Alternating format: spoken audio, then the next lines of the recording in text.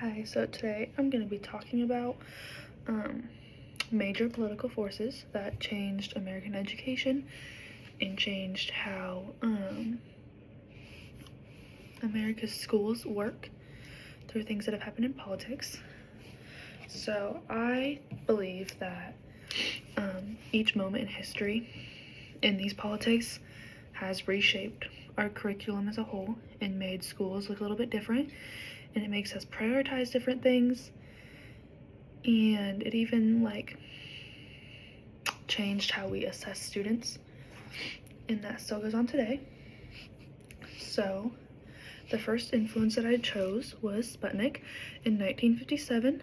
So this is whenever the USSR launched Sputnik, and it triggered panic about American technology and how it's inferior to other things. So the legislation that came from that was the National Defense Education Act in 1958. So this made a more federal investment in math, science, and foreign languages. So it kind of helped really launch the STEM focus that we have in our classrooms today. It also increased the homework and student accountability for people. So I think it marked the first time that the federal government really took an interest and changed things in the local education. So the second influence that I chose was, not the second, but this is kind of going off of the National Defense Education Act again. So this was passed in direct response to Sputnik, and it just was funding for STEM. So it actually created the first federal student loan program, and then it also created kind of a bond between education and national security. So it also set the precedent for future federal funding in schools. So the next influence that I chose was the Presidential Fitness Test in 1956 to 2013. So it was based on 1950s research showing that American kids were less physically fit than Europeans. President Eisenhower in 1956 initiated this, and he had a President's Council on Youth Fitness. So the program was the Presidential Physical Fitness Test, and it was over sit-ups, push-ups, a mile-long run, pull-ups, just things like that.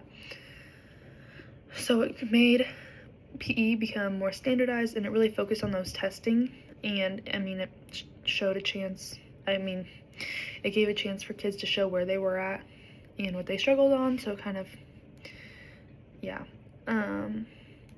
Another thing that it did is it really promoted military-style fitness in schools, and to show if kids had any interest or anything like that, how ready they would be for that. So it also, one thing that it did is it created a culture of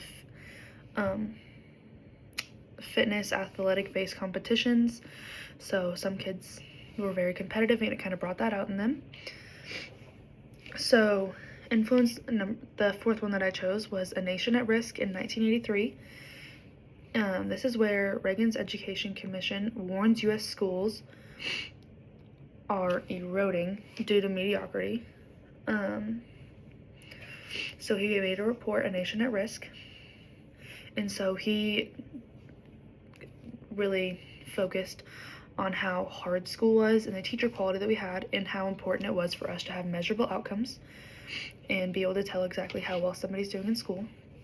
It also sparked the standards movement and led to holding students more accountable, and it opened a door to future standardized testings that have now been very normalized. Another influence was the rise of standardized testing, which was 1983. So the No Child Left Behind Act in 2001 was under George W. Bush, and it tied federal funding to student test scores. So the test scores were used to evaluate the schools, the teachers, and the students as a whole. So it kind of showed how much funding they needed and exactly what the strong suits were, and if it was a teacher or if it was just a student or the school in general. One thing that it did is it sparked debates over testing and what it means to truly educate people, and we're questioning if people were over testing. So then the next influence was early ed tech movement, which is from 1950 on, and the NDEA funded early audio visual education tools, projectors, labs, stuff like that.